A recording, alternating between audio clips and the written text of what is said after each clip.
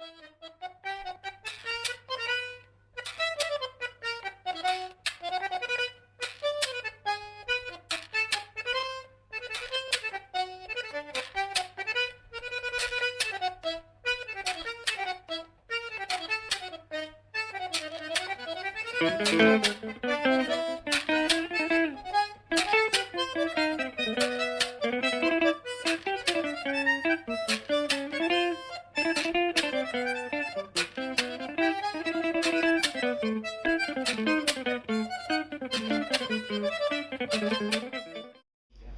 yo soy el doctor Vera Janabel, Gustavo. Yo soy médico cardiólogo, soy doctor en medicina, egresado acá en la Universidad Favaloro, hice la especialidad en cardiología acá también, y el doctorado en medicina lo hice acá también, con un proyecto de regeneración miocárdica por terapia génica.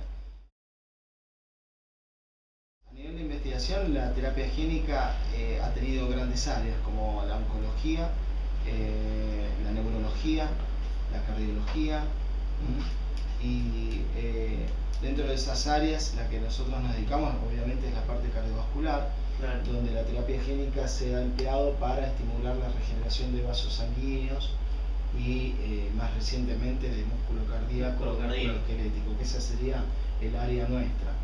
Después, a nivel oncológico, han existido líneas para disminuir la progresión del tumor, aparición de metástasis.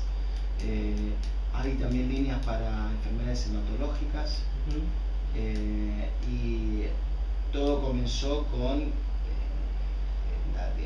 esta especie de terapia de reemplazo para enfermedades monogénicas, donde se intentaba hacer una transfección con integración al genoma para reemplazar el gen que estaba ausente por motivos de la enfermedad hereditaria.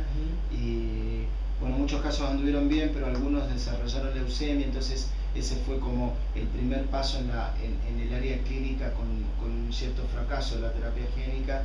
El primer protocolo fue para el déficit de una enzima relacionada con el metabolismo de los linfocitos. Y esa es una enfermedad monogénica, encima la abreviatura es ALA, o ADA, creo que es adenosina-aminasa, y resulta ser que los pacientes que no tienen esta enzima tienen una inmunodeficiencia absoluta.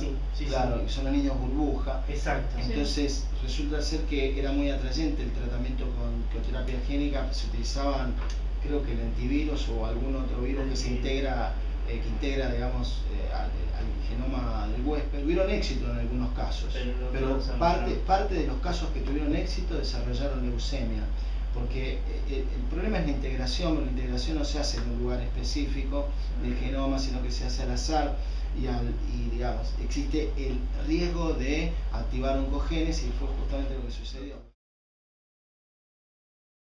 El infarto, tal como está catalogado actualmente, el tejido muscular muere y es reemplazado por tejido fibroso.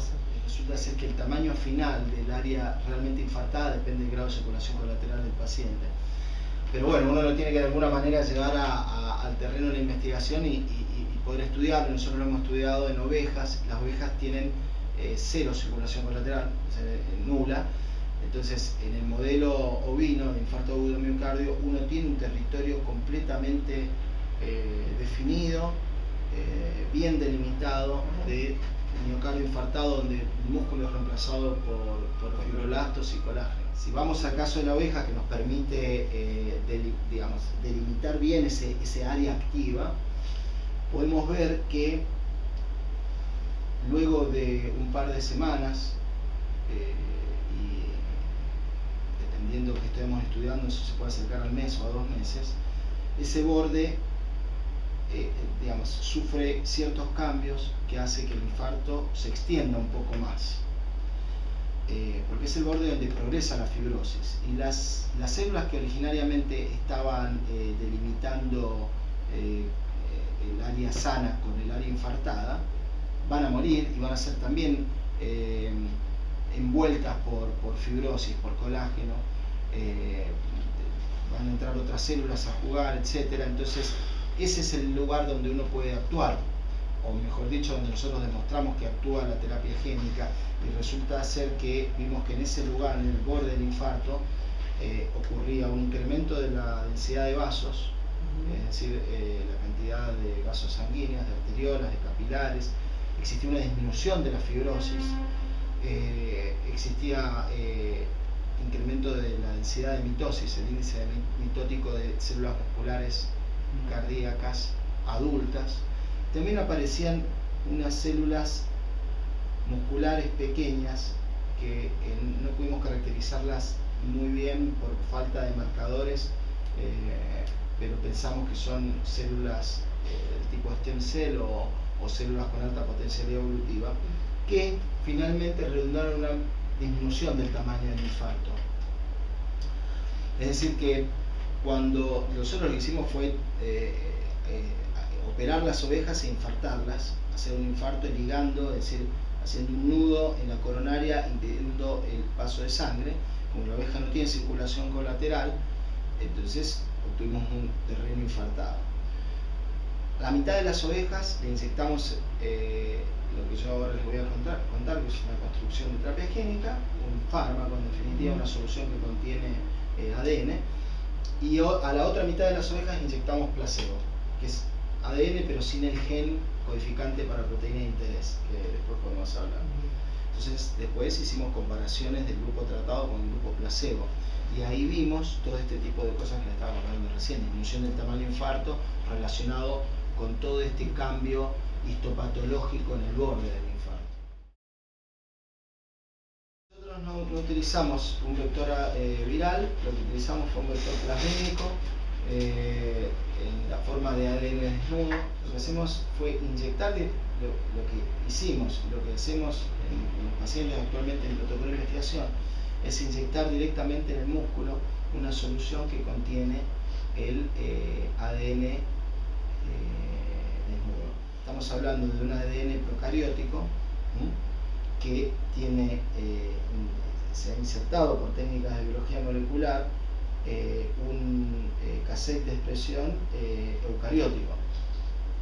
Ese cassette de expresión está constituido por un promotor citomegaloviral, un intrón quimérico, un gen codificante para una proteína que se llama VEGF o VEGF en castellano, que viene del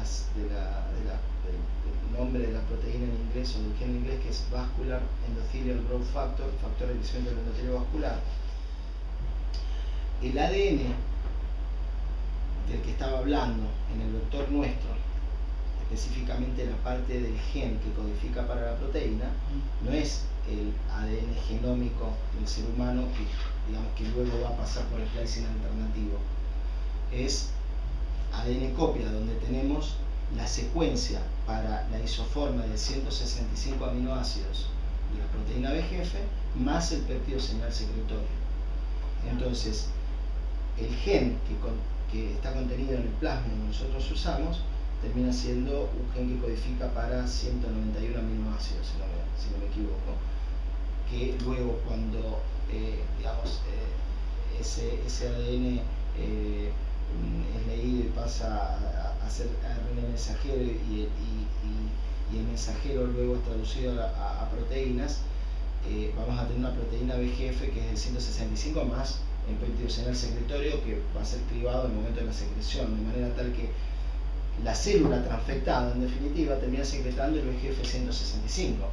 Pero si comparamos el gen del plásmido que estamos inyectando, ese gen en realidad codifica para una proteína que es más de 165 aminoácidos.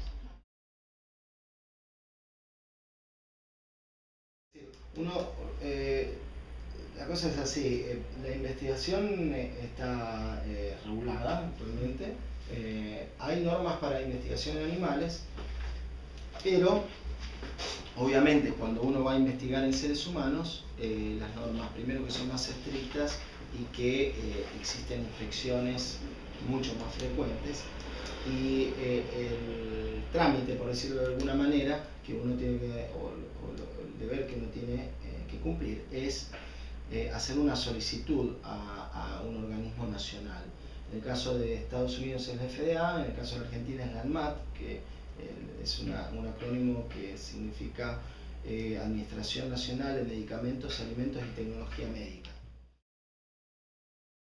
Los resultados han sido muy buenos, los resultados realmente han sido muy buenos. Los experimentos nuestros principales, además de en ovejas, fueron en cerdos.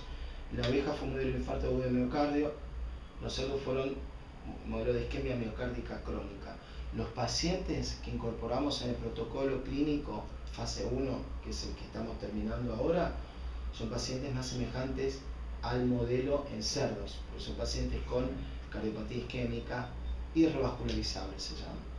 Entonces, los resultados son, si uno quiere ser simplista, son comparables a los de los cerdos, porque hemos tenido resultados positivos en cuanto a la perfusión, al incremento de la perfusión miocárdica, es decir, la cantidad de sangre que le llega al miocardio y que las células pueden captar.